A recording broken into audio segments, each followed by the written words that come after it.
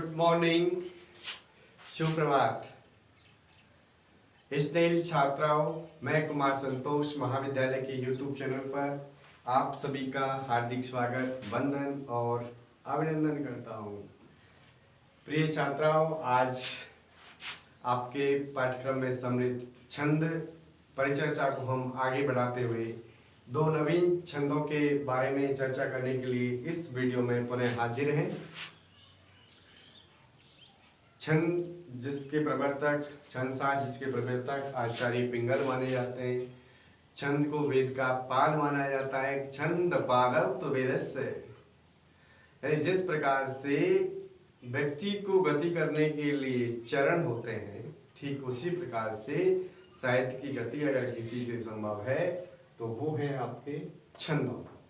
यानी कि जो कहने योग्य होता है वो गद्य और जो चलने योग्य होता है वो पद्य, यानी जो गाने योग्य होता है वो पद्य। यानी छंदोबद्ध जो रचना होती है वो पद्य कहलाती है, छंदविहीन रचना है वो गद्य कहलाती है। यानी जिस प्रकार से पैरों का स्थान छंद पादव तो वेदस्य, वेद पुरुष का चरण माना गया है किसको? छंदों को। जिस प्रकार से एक व्यक्ति पैरों के माध्यम से गति करता है, ठीक उसी प्रकार से साहित्य की अगर गति संभव है तो वो केवल और केवल छंदों पर है।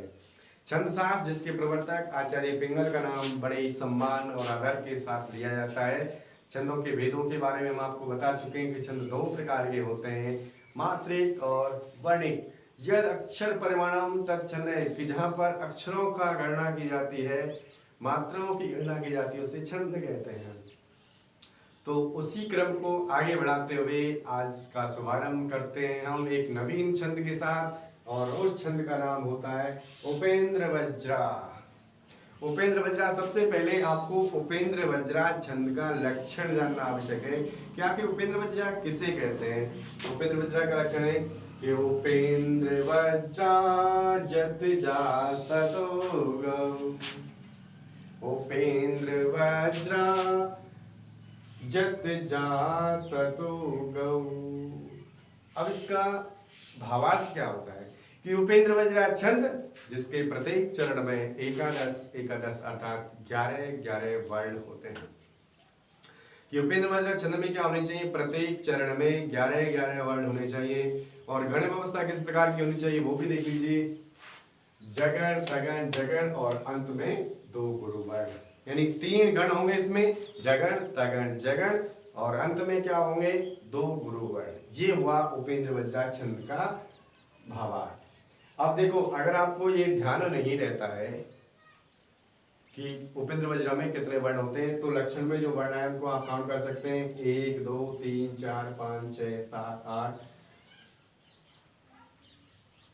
9 10। उपेंद्र वज्रा 1 2 3 4 5 6 7 8 9 10 11 वर्ण है। तो 11 वर्ण किसमें होते हैं? उपेंद्र वज्रा में 11 वर्ण होते हैं। गण व्यवस्था क्या है? जगण, तगण, जगण और अंत में 2 गुरु वर्ण। अब देखिए, आप इसके उदाहरण की ओर चर्चा करते हैं। बहुत ही रोचक प्रिय छंद है। उदाहरण में क्या है? उदाहरण अब की बार आपके अभिज्ञान शाकुंतलम पर आधारित है, लेकिन उपेंद्र वज्रा छंद का प्रयोग अभिज्ञान शाकुंतलम में कहीं भी नहीं हुआ। लेकिन इसके लक्षण के बारे में आपसे पूछा जा सकता है, इसलिए लक्षण का तो ज्ञान होना आपको परम आवश्यक ही है। साथ में ही एक उदाहरण जो आप पढ़ते हैं, वंदना है ईश्वर की कि त्वमेव माता च पिता त्वमेव बन्धुश्च सखा त्वमेव विद्याधरुणं त्वमेव शर्मं देवदेव। त्वमेव माता च पिता त्वमेव बन्धुश्च सखा त्वमेव विद्याधरुणं त्वमेव शर्मं देवदेव। यानी छंदों के लक्षण और उदाहरण का ज्ञान ही पर्याप्त नहीं है, इसके लिए आपको छंद का उच्चारण भी क्या होना चाहिए? ज्ञात होना चाहिए कि किस छंद का उच्चारण किस प्रकार से किया जाए। तो इसका इस प्रकार से करना है कि त्वमेव बंधुश्च त्वमेव माता च पिता त्वमेव बंधुश्च सखा त्वमेव वेद्या द्रविडं त्वमेव सर्वमं देव देव। अब देखिए गणव अवस्था देखते हैं इस पर किस प्रकार से होगी। त्वमेव आधे वर्ण पर करेंगे नहीं, वह लघु है, गुरु है, लघु है, गुरु गुरु लघु, लघु गुरु लघु। और अंत में देखिए यहाँ पर तो गुरु है लेकिन वह वर्ण लघु है, लेकिन एक आपको जब लघु और गुरु के विचार के बारे में जिस वीडियो में अवगत कराया था उसमें हम आपको ये बता चुके हैं क्या कि छंद पूर्ति के लिए चरण के अंत में लघु को गुरु और गुरु को लघु भी माना जा सकता है, कि लघु को गुरु और गुरु को लघु भी माना जा सकता है। इसलिए छंद पूर्ति के लिए क्या करेंगे हम, वे वर्ण पर भी गुरु वर्ण का चिन्ह लगा देंगे, क्योंकि लक्षण यही कहता है उपेंद्र वज्रा का कि उपेंद्र वज्रा जत जास्ततो कि जगन तगन जगन और अंत में क्या होने चाहिए, दो गुरु वर्ण होने चाहिए। तो वो छंद क्या होगा आपका, उपेंद्र वज्रा।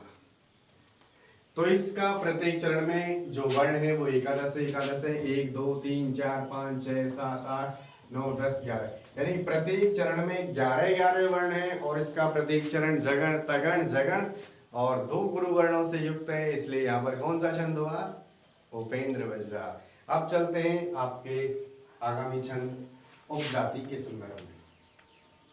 उपजाति के बारे में हम चर्चा करेंगे तो सबसे पूर्व उसका आपको लक्षण का ज्ञान परम आवश्यक है। लक्षण क्या कहता है, अनंतरोदित लक्ष्मी भाजौ पादौ यदि यावुपजातयस्ता इत्थं किलान्या स्वपि मिश्रितासु वदन्ति जातिषु एव नाम। कि उपजाति का एक मिश्रित छंद है। उपजाति जो आपका छंद है वो एक मिश्रित छंद है और ये दो छंदों के मेल से बनता है और उन दो छंदों का नाम होता है Indravajra plus Upendravajra equal to उपजाति।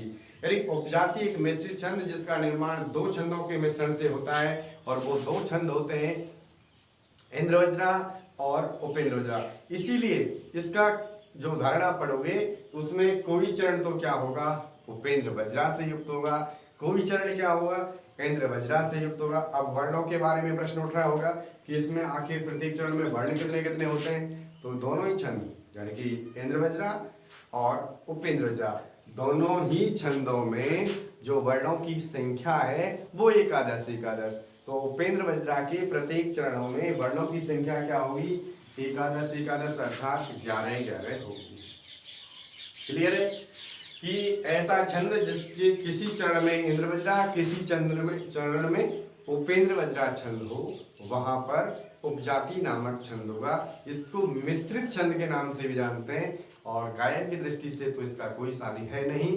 तो ये तो इसका हुआ लक्षण। अब चलते हैं इसके उदाहरण की ओर। उदाहरण क्या है कि संप्रधानेषु तपोधनेषु गूढ़ं हि दात्मकम् अस्ति तेज स्पर्शानुकूला इव सूर्यकान्ता तद अन्य तेजो अभिभवात् भवन्ति। ऋषियों की विशेषता बताई गई। यहाँ पर ऋषियों की जो तुलना है वो सूर्यकांता मणि होते उससे की गई है कि संप्रधानेषु तपोधनेषु, जो ऋषि मुनि होते हैं संयमी जो लोग होते हैं उनके पास केवल तपस्या का धन ही होता है।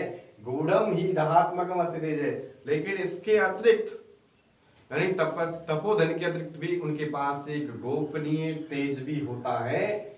वो कैसा होता है, दहात्मकम जलाने वाला होता है। कैसे, स्पर्शानुकूला सूर्यकांता कि स्पर्श के योग्य जो सूर्यकांता मणि होती है वो भी तद अन्यो तेजो अभिभा किसी अन्य के तेज का स्पर्श करके क्या करती है, वो भवंती जला डालती है। क्या है कि सूर्यकांता एक मणि होती है जिसकी ये विशेषता होती है कि जब तक उस पर सूर्य की किरणें प्रकाश ना डालें ना पड़े तब तक आप उसका स्पर्श कर सकते हो, लेकिन जैसे ही उस पर सूर्य की किरण पड़ेंगी तो वो आपको क्या कर देगी, जला सकती है, भस्म कर सकती है। ठीक इसी प्रकार से क्या होते हैं तपस्वी संयमी लोग होते हैं कि वो वैसे क्या होते हैं, वो व्यापारिक होते हैं, लेकिन अगर आप उनको अपमानित करते हैं, उनका अनादर करते हैं, उनका तिरस्कार करते हैं तो उनके अंदर जो तपस्या का धन होता है, संयमी तो है, उनके साथ साथ एक गोपनीय तेज उनके अंदर छिपा होता है, वो श्राप इत्यादि के द्वारा क्या कर देते हैं, उसको उगल देते हैं। तो ये इसका उदाहरण हुआ। अब देखिए कि इसका जो पहला चरण है, जगन तगन जगन और दो गुरु वर्ण है, संप्रदानेषु तपोधनेषु, इसमें जो गण अवस्था है, जगन है, तगन है, जगन है, गुरु गुरु, ये किसका लक्षण हुआ, उपेंद्र वज्रा का। किसका लक्षण हुआ, उपेंद्र वज्रा का। और ये देखेंगे आप तगन तगन जगन और अंत में दो गुरु वर्ण है, ये किसका लक्षण है, इंद्र वज्रा का। तो यहाँ पर पहले चरण में तो उपेंद्र वज्रा और दूसरे चरण में क्या है, इंद्र वज्रा, तो दोनों का मिश्रण हुआ, इसलिए यहाँ पर कौन सा छंद होगा, उपजाति। ये भी प्रश्न यदा कदा विश्वविद्यालय की परीक्षाओं में पूछा जा सकता है कि उपेंद्र वज्रा जो छंद होता है उसका निर्माण किन किन छंदों से होता है। तो आपको ध्यान रखना है कि उपेंद्र वज्रा नामक जो छंद होता है वो दो छंदों के मिश्रण से बनता है और उन दो छंदों के नाम होते हैं इंद्र वज्रा और उपेंद्र वज्रा। अब प्रश्न ये भी आता है कि उपेंद्र वज्रा में कितने वर्ण, इंद्र वज्रा में कितने वर्ण और उपजाति में कितने वर्ण। तो तीनों का उत्तर एक ही होता है कि एकादश एकादश वर्ण होते हैं प्रत्येक चरण में। एक श्लोक में 4 चरण होते हैं, ये भी आपको पूर्व की वीडियो में हम अवगत करा चुके हैं। तो आज की वीडियो में इतना ही। कल हम आपको फिर नवीन छंदों के साथ उपस्थित होंगे, 2 नवीन छंदों के लक्षण उदाहरण, और तब तक आप अपने अध्ययन को एक नवीन दिशा और दृष्टि प्रदान करें, क्योंकि स्वाध्याय से कभी प्रमाद नहीं करना चाहिए, ऐसी वैदिक उक्ति है। हमारा धर्म यानी विद्यार्थी हैं और विद्यार्थी का एकमात्र धर्म ये होता है कि वो क्या करे, स्वाध्याय महाप्रबंध। कि जीवन में कभी भी उसको स्वाध्याय अर्थात अध्ययन से प्रमाद यानी आलस्य नहीं करना चाहिए। ये है क्योंकि आपने पढ़ चुके हैं, मनुस्मृति में आता है, वो नीति शतक में आता है कि उद्यमेन ही सिद्ध्यन्ति कार्याणि नाहि मनोरथैः नाहि सुप्तस्य सिंहस्य प्रविशति मुखे मृगा। उद्यमेन ही सिद्ध्यन्ति कार्याणि, परिश्रम करने से ही कार्य सफल होते हैं या आपके मनोरथ संपूर्ण होते हैं, मन की कामनाओं मन की आकांक्षाओं से नहीं। क्योंकि जंगल का जो राजा शेर होता है उसको भी आखिर के लिए क्या करना पड़ता है, परिश्रम करना पड़ता है, उसके लिए भी आखिर की खोज करनी पड़ती है। तो आज की वीडियो में इतना ही। जय श्री कृष्णा। फिर मिलेंगे एक नवीन वीडियो के साथ। तब तक के लिए आप अपने अध्ययन पर ध्यान दीजिए और एक गति प्रदान कीजिए जिससे कि आप अपने लक्ष्य की ओर अग्रसर। जय हिंद।